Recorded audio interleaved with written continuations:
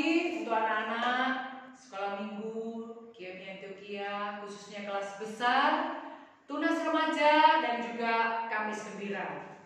Ibu menyapa untuk Putra, Seva, Mega, Chelsea, Otniel, Berton, dan juga Erina, Dian, Verly, Evni, kemudian Yeskiel, kemudian Jeremy, Kevin, dan juga Ahong, Juan, Inyo, Fani, Farel, Sinta, dan semua anak Kamis Gembira. Selamat beribadah, tetap semangat walaupun belum bisa bertemu. Kita sungguh-sungguh beribadah, kita datang kepada Tuhan, kita mau menyembah Tuhan dengan serius, ya, tidak ada yang main-main. Saya undang kita semua bangkit berdiri, anak-anak di rumah bangkit berdiri, kita memuji Tuhan. Bapa, Engkau sungguh baik.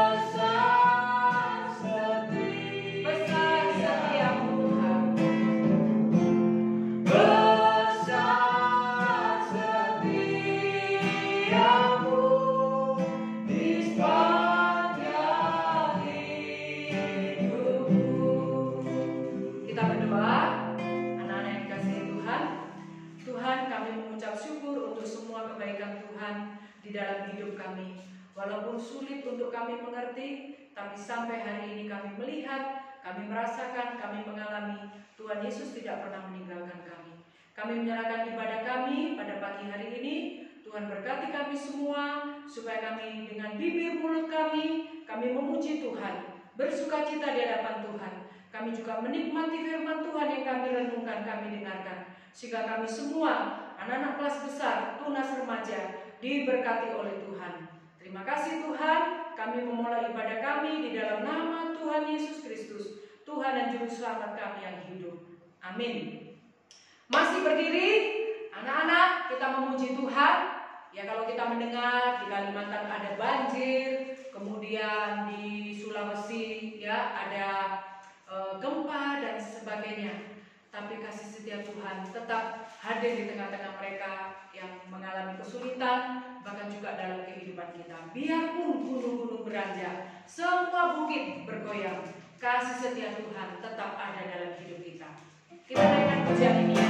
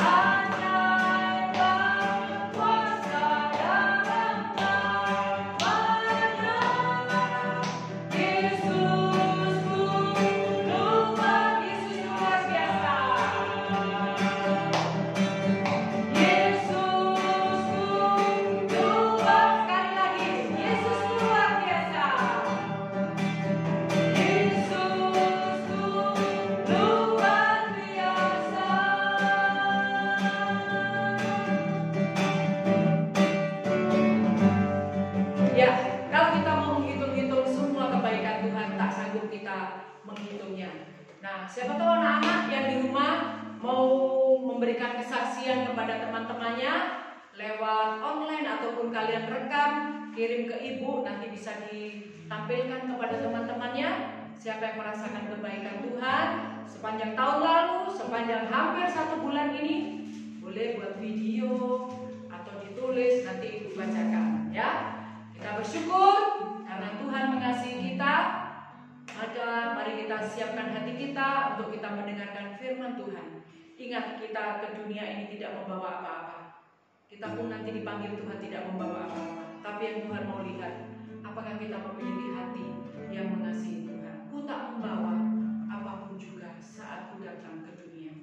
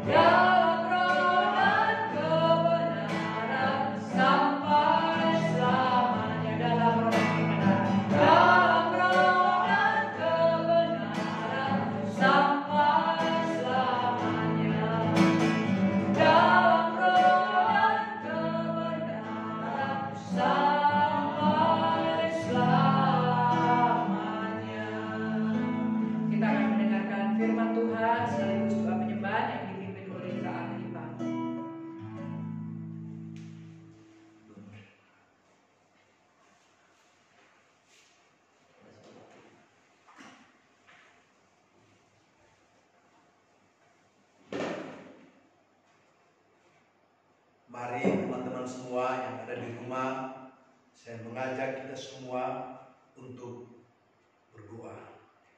Bapa di dalam kerajaan surga, kami bersyukur untuk kasih dan anugerah Tuhan bagi kami anak-anak-Mu.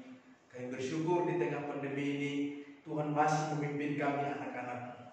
Tuhan masih memelihara kami. Tuhan masih memperhatikan kami. Terima kasih banyak Tuhan untuk kasih dan anugerah Tuhan yang begitu luar biasa. Dan saat ini kami juga bersyukur Tuhan mengizinkan kami untuk tetap memuji dan memuliakan nama Tuhan. Sekalipun lewat online, tetapi kami percaya kuasa-Mu, kasih-Mu tidak terbatas untuk memelihara kami dimanapun, bahkan dalam keadaan apapun. Dan saat ini Tuhan, kami mau mendengarkan firman Tuhan bersama. Tuhan pimpin kami, hamba-Mu yang di tempat ini, bahkan semua anak-anak yang di rumah masing-masing. Tuhan berkati, berikan kami hikmat untuk kami mengerti firman-Mu ya Bapa. Hanya di dalam nama Tuhan Yesus Kristus kami telah berdoa dan bersyukur. Haleluya, amin. Shalom teman-teman semua yang ada di rumah. Kiranya teman-teman semua senantiasa dalam keadaan sehat dan senantiasa mengecap setiap berkat-berkat Tuhan. Saya mengajak semua kita untuk membuka Alkitab kita di dalam kitab Ibrani, dalam kitab Perjanjian Baru, kitab Ibrani pasal yang ke-10 ayat yang ke-19 sampai ayat yang ke-25. Nah, nanti teman-teman di rumah bisa baca sendiri dan bisa menyimak di rumah masing-masing. Saya akan mewakili kita semua untuk membaca ayat ini. Tema ketekunan. Jadi saudara-saudara, oleh darah Yesus kita sekarang penuh keberanian dapat masuk ke dalam tempat kudus, karena Ia telah membuka jalan yang baru dan yang hidup bagi kita melalui tabir, yaitu dirinya sendiri. Dan kita mempunyai seorang imam besar sebagai kepala rumah Allah. Karena itu, marilah kita menghadap Allah dengan hati yang tulus ikhlas dan keyakinan iman yang teguh, oleh karena hati kita telah dibersihkan dari hati nurani yang jahat dan tubuh kita telah dibasuh dengan air yang murni. Marilah kita teguh berpegang pada pengakuan tentang pengharapan kita, sebab Ia yang menjanjikannya setia. Dan marilah kita saling memperhatikan supaya kita saling mendorong dalam kasih dan dalam pekerjaan baik. Janganlah kita menjauhkan diri dari pertemuan-pertemuan ibadah kita seperti dibiasakan oleh beberapa orang, tetapi marilah kita saling menasihati dan semakin giat melakukannya menjelang hari Tuhan yang mendekat. Teman-teman yang saya kasihi, teman-teman tunas remaja, sekolah minggu, bahkan teman-teman remaja, saat ini kita mau belajar tentang ketekunan. Nah, kalau teman-teman yang sudah pernah membaca tentang ketekunan tentu mengetahui apa itu ketekunan. Bahkan mungkin semua kita, teman-teman baik tunas remaja maupun teman-teman sekolah minggu kelas besar, bahkan teman-teman Kamis Gembira juga pasti sudah tahu tentang apa itu ketekunan. Nah, ketekunan itu bisa berarti kita punya kegigihan untuk mengejar sesuatu. Jadi untuk mencapai sesuatu, kita pasti punya kegigihan.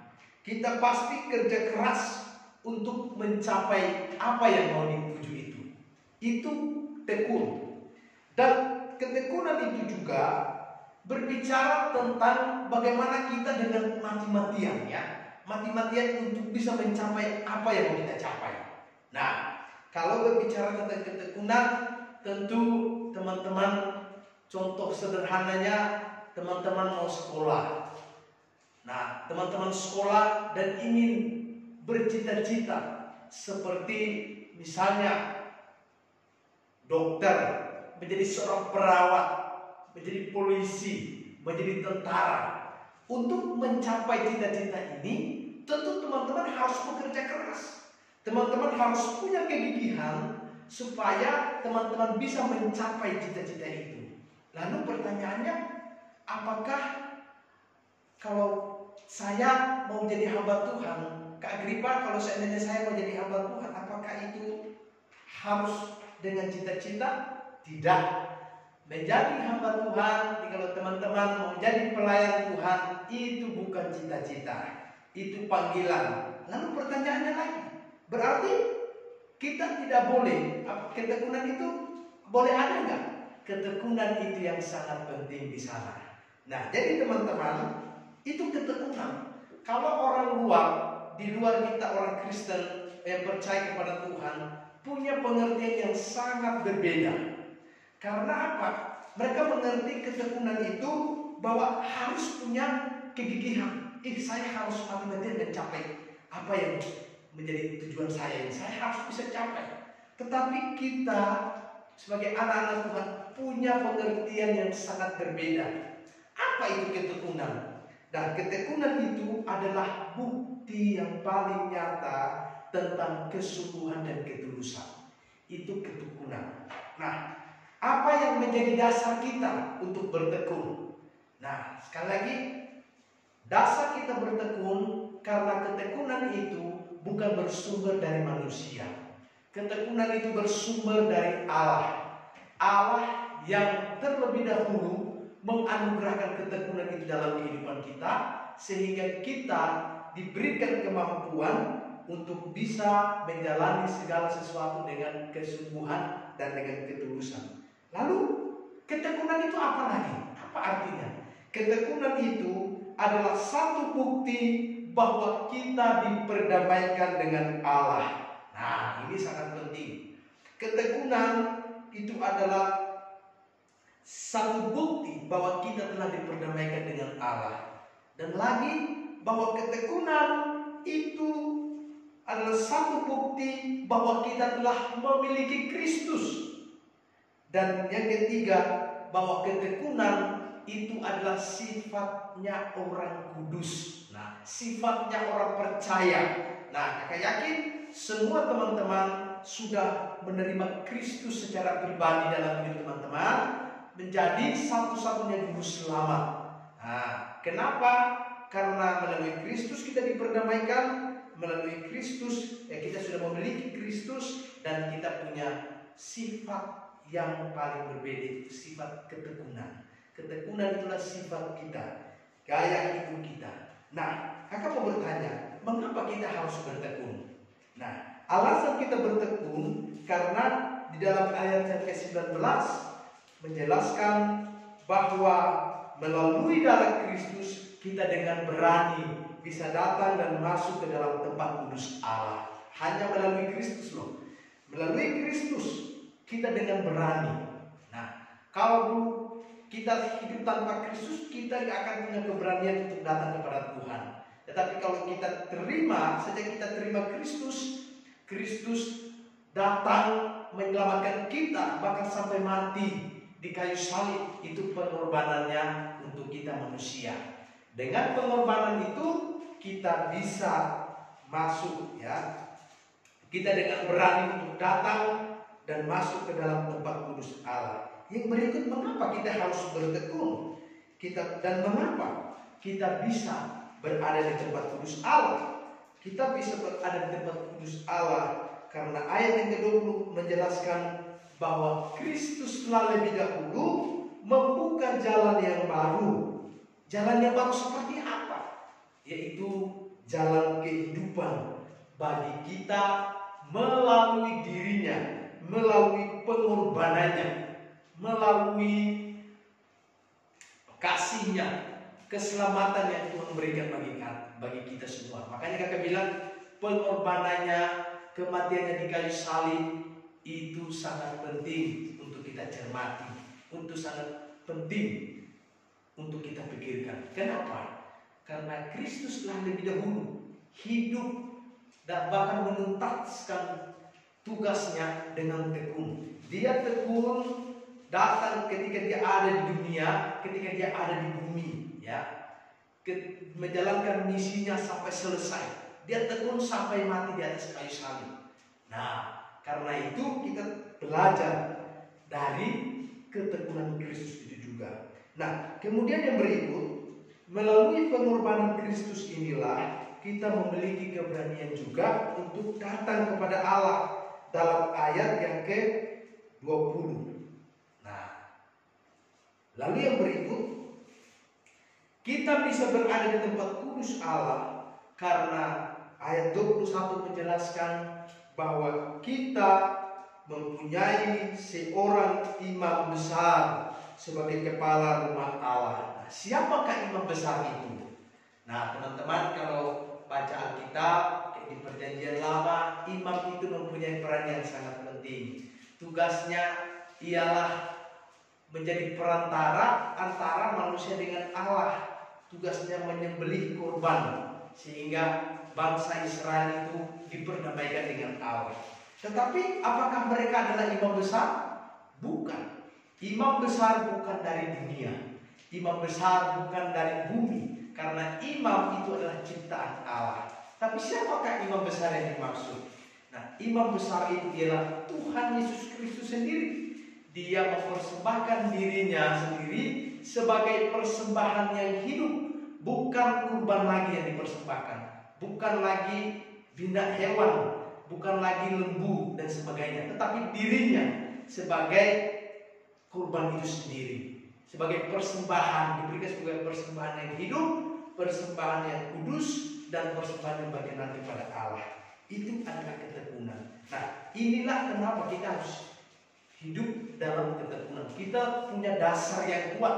Kenapa kita harus bertekun? Nah, tapi kakak punya pertanyaan sederhana yang harus kita cermati, bahwa ketekunan itu tidak bisa kita mengerti hanya di dalam pikiran kita. Tidak bisa kita mengerti melalui perkataan. Bahkan kita punya pengetahuan yang baik untuk mengerti tentang apa itu ketekunan. Tetapi kita juga harus nyatakan ketekunan itu dalam perbuatan dan tindakan kita kepada Allah. Ingat, dasar kita hidup bertekun karena Allah telah lebih dahulu melakukan, bahkan menjadi teladan untuk memberikan ketekunan dalam hidup kita. Jadi kita harus nyatakan itu, ketekunan itu dalam kehidupan kita sehari-hari, kehidupan kita sehari-hari di rumah. Nah, seperti apa tindakan dari ketekunan itu yang harus kita lakukan? Yaitu yang pertama, menghadap Allah dengan hati yang tulus ikhlas, dengan iman yang teguh. Di dalam ayat yang ke-22, karena itu marilah kita menghadap Allah dengan hati yang tulus ikhlas dan dengan keyakinan iman yang teguh. Ingat, mengapa harus dengan hati yang tulus? Mengapa harus dengan iman yang teguh? Karena hati kita telah dibersihkan, telah dipulihkan. Hati nurani kita yang dulu hidup dalam kejahatan, yang suka akan hal-hal yang jahat, itu sudah dipulihkan Tuhan. Itu sudah ditolong Tuhan, dimurnikan, sehingga tidak ada lagi sifat yang jahat, sifat yang jelek, hati yang kotor, hati yang tidak baik. Itu semua sudah dibersihkan, sehingga kita dengan tekun datang menghadap Allah dengan hati yang tulus ikhlas dan dengan iman yang teguh. Yang kedua, kita tidak hanya menghadap Allah dengan hati yang tulus dan iman yang teguh, tetapi kita juga berpegang pada pengharapan kita di dalam Kristus. Nah, ingat teman-teman, bahwa tentu semua teman-teman tunas remaja, kelas besar, Kamis Gembira, bahkan teman-teman remaja semua punya pengharapan. Saya tidak tahu seperti apa pengharapan teman-teman, tetapi Tuhan mengetahui apa yang menjadi pengharapan teman-teman. Yang perlu kita lakukan ialah kita datang dengan tekun kepada Allah. Apa yang menjadi pengharapan kita, kita datang kepada Allah. Nah, kenapa kita harus datang kepada Allah? Karena Allah itu Allah yang setia. Dia tidak pernah gagal atau lupa terhadap janjinya kepada kita. Nah, ingat, tapi Dia Allah juga akan perhatikan apakah kita sungguh-sungguh menjalankan poin yang pertama tadi tidak. Apakah kita setia nggak datang menghadap Allah itu? Nah, jadi dengan berpegang pada pengharapan kita di dalam Kristus, Tuhan pasti akan menolong kita. Nah, yang ketiga, ketekunan dalam hal saling memperhatikan. Nah, ini yang menjadi problema kita, anak-anak pemuda, anak-anak remaja, dan juga anak-anak tunas kelas besar Kamis Gembira. Kita harus saling memperhatikan, harus dimulai dari sekarang. Kita harus saling memperhatikan dari sekarang. Saling memperhatikan, saling memotivasi, saling menolong dalam kasih, dan terlebih lagi saling menolong dalam hal-hal pekerjaan yang baik. Itu sangat berkenan kalau kepada Allah, karena itu yang diinginkan Allah. Dan yang terakhir, kita juga bertekun dalam yang perlu kita lakukan dalam hal ketekunan ialah setia dalam pertemuan-pertemuan ibadah dalam ayat yang ke-25. Janganlah kita menjauhkan diri dari pertemuan-pertemuan ibadah kita seperti yang dibiasakan oleh beberapa orang. Nah, dalam ayat 25 ini satu kalimat perintah. Kenapa kita tidak boleh menjauh dari ibadah, pertemuan-pertemuan ibadah? Kenapa? Karena di dalam ibadah itulah kesempatan bagi kita untuk mendengar banyak hal tentang apa sih yang Tuhan perbuat dalam kehidupan kita. Dan terlebih lagi kita juga bisa tahu, bahkan belajar untuk bagaimana kita menjadi seorang motivator. Kita menjadi seorang yang bisa menasihati teman-teman dan menasihati banyak orang yang memiliki kekurangan dan sebagainya. Ingat teman-teman, ketekunan itu sangat penting, baik dalam hal belajar baik dalam hal bertanggung jawab dalam pekerjaan, entah di sekolah atau di rumah, di gereja, dimanapun itu, ketekunan itu sangat penting. Dan terlebih lagi, tekunlah terhadap diri sendiri untuk datang kepada Tuhan, menghadap kepada Tuhan dengan hati. Itu yang sangat penting. Itulah arti ketekunan yang baik, ketekunan yang dapat kita lakukan dengan perbuatan, dengan tindakan yang nyata. Biarlah renungan yang singkat ini menolong kita untuk bagaimana kita harus hidup bertekun, ya, hidup dalam ketekunan, dan kita menjadi pelaku-pelaku ketekunan yang sejati di dalam Kristus Tuhan kita. Amin. Mari kita berdoa. Bapa di dalam kerajaan surga, kami bersyukur, berterima kasih banyak untuk waktu ini kami boleh mendengarkan firman Tuhan.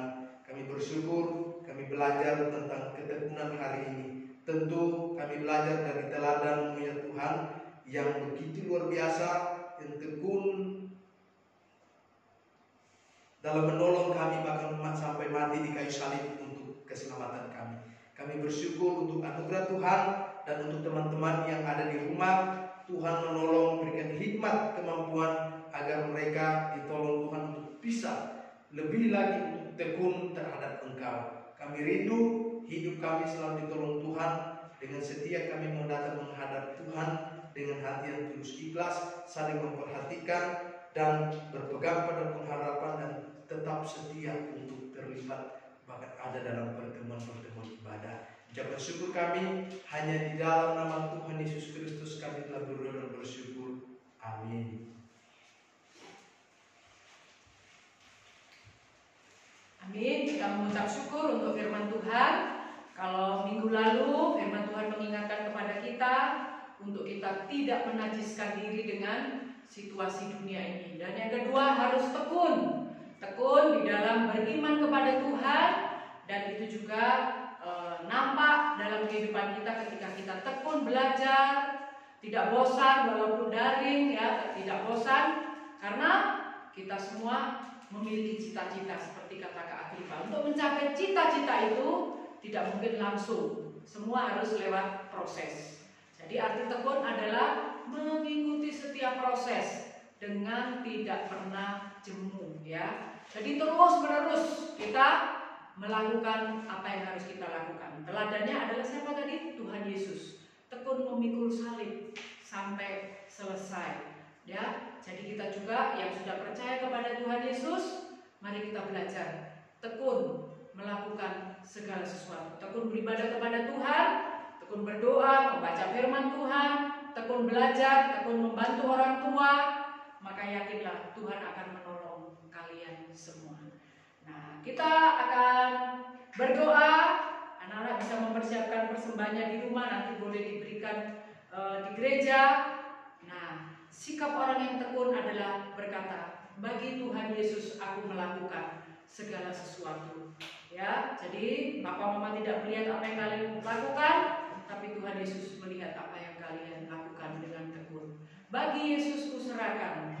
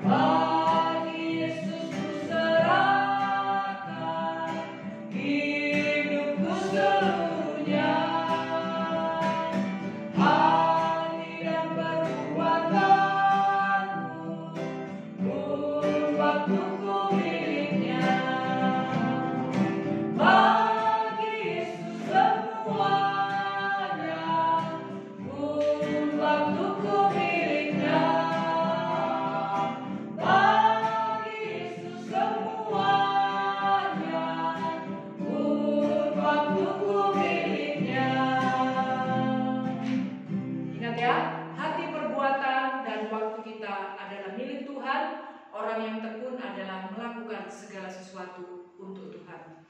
Mari kita berdoa. Tuhan Yesus, kami mengucap syukur untuk ibadah kami pada pagi hari ini. Kami sudah mendengarkan firman-Mu Tuhan. Engkau teladan kami di dalam kami bertekun mencapai garis akhir. Maka tolonglah kami Tuhan melewati proses yang ada dalam kehidupan kami. Kami menjadi anak yang tekun berdoa, tekun mencari Tuhan, tekun belajar untuk mencapai cita-cita kami. Tolonglah kami juga tekun membantu orang tua, dan kami terus belajar bersyukur. Terima kasih Bapa di surga. Berkati orang tua kami, supaya terus mendidik kami di dalam cinta kasih Tuhan. Berkati setiap usaha, jadilah orang tua kami, supaya Tuhan berkati dapat mencukupkan kebutuhan hidup kami dan studi kami. Kami juga berdoa untuk saudara-saudara kami yang sedang mengalami bencana yang ada di Mamuju dan Majene di Sulawesi, Tuhan. Engkau menolong memberkati juga saudara kami di Kalimantan Selatan yang terkena musibah banjir. Semua harta milik mereka terendam, Tuhan juga menolong memberkati. Hiburkan mereka. Dan tolong juga kami tekun mendoakan mereka supaya ada jalan keluar yang terbaik. Kami mengucap syukur juga untuk hamba-hamba Tuhan yang setia, yang tekun melayani Tuhan di pedalaman-pedalaman, di luar negeri, di tempat-tempat yang sulit Tuhan, yang masih muda ataupun yang sudah tua. Mereka tekun dan setia melayani Tuhan. Engkau memberkati para misionaris Tuhan, supaya mereka juga tetap setia, tekun melayani Tuhan. Dan akhirnya kami berdoa untuk semua kami Tuhan. Hamba berdoa untuk anak-anak mulai dari kelas besar, Kamis Gembira, Tunas Remaja. Tolonglah Tuhan, dari masa muda, masa pra-remaja ini Tuhan, mereka sungguh-sungguh bertekun mencari Tuhan. Karena Tuhan adalah sumber masa depan mereka, sumber kehidupan mereka. Hati yang takut akan Tuhan, Tuhan berikan kepada anak-anak kami semua. Yang mulai putus asa, letih lesu, Tuhan berikan kekuatan. Yang sakit Tuhan jamah, Tuhan sembuhkan. Terima kasih Bapa, kami mengucap syukur untuk ibadah kami. Berkati Kak Agripa juga dalam pelayanan. Tuhan terus memberkati hamba-Mu. Terima kasih Bapa, terpujilah nama-Mu. Kami mengucap syukur untuk ibadah kami. Biarlah damai sejahtera Allah yang melampaui segala akal akan memeliharakan hati dan pikiran kami di dalam Tuhan Yesus Kristus. Dan Roh-Mu yang kudus akan memberkati, menolong kami dari sekarang sampai selama-lamanya. Amin. Bapa, terima kasih. Bapa, terima kasih.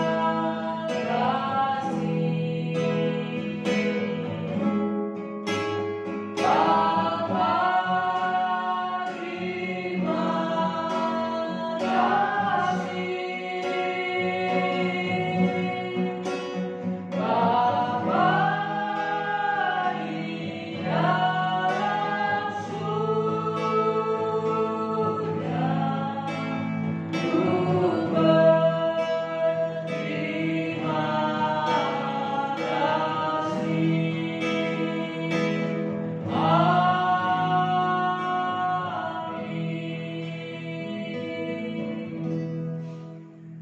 Amin. Tuhan Yesus memberkati. Tetap menjadi anak yang bijaksana, anak yang tekun dan takut Tuhan. Tuhan Yesus memberkati kita semua. Amin.